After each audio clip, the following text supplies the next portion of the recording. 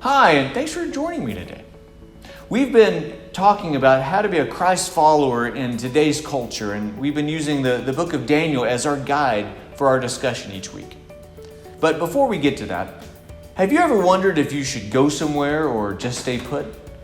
Ever consider whether you should attend that gathering or just stay home? Here's a fun quiz that asks some of those would you rather type questions.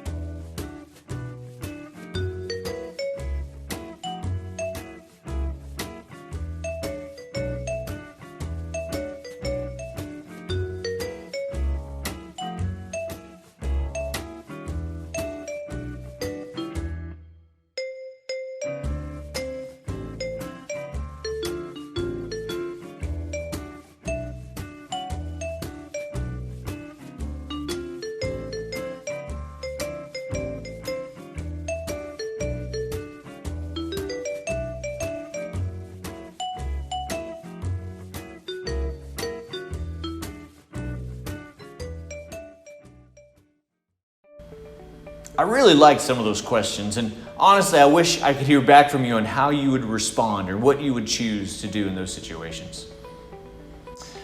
You know, as followers of Jesus, we have real hope, and we're called to share it.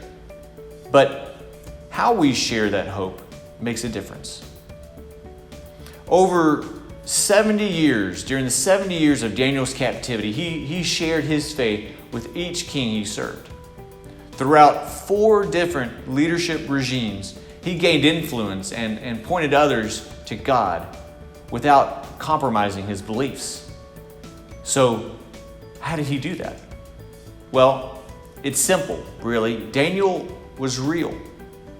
His exceptional qualities and his godly character attracted his captors and gained their respect. And he demonstrated what we must always remember in our interactions with others, that we need to connect before we correct. We see an example of this when Jesus met a man named Zacchaeus. Zacchaeus was a tax collector and therefore one of the most despised people of his day because of his chosen job. People viewed tax collectors as traitors and would like nothing more than for people like Zacchaeus to just go away. Let's read a little bit about that encounter that he had with Jesus. Jesus entered Jericho and was passing through. A man was there by the name of Zacchaeus. He was a chief tax collector and was wealthy. He wanted to see who Jesus was, but because he was short, he could not see him over the crowd. So he ran ahead and climbed a sycamore fig tree to see him, since Jesus was coming that way. When Jesus reached the spot, he looked up and said to him, "Zacchaeus, come down immediately. I must stay at your house today." So he came down at once and welcomed him gladly. All the people saw this and began to mutter, "He has gone to be the guest of a sinner." But Zacchaeus stood up and said to the Lord, "Look, Lord, here and now I give half of my possessions to the poor. And if I've cheated anybody out of anything, I will pay back 4 times the amount." Jesus said to him, "Today salvation has come to this house, because this man too is a son of Abraham. For the Son of Man came to seek and save the lost." You know, sharing our faith is about relationship, not about memorized answers or presentations. It's about being genuine and honest and caring. In Colossians chapter 4, verses 5 and 6, Paul says, "Be wise in the way you act toward outsiders. Make the most of every opportunity. Let your conversations be always full of grace, seasoned with salt, so that you may know how to answer everyone."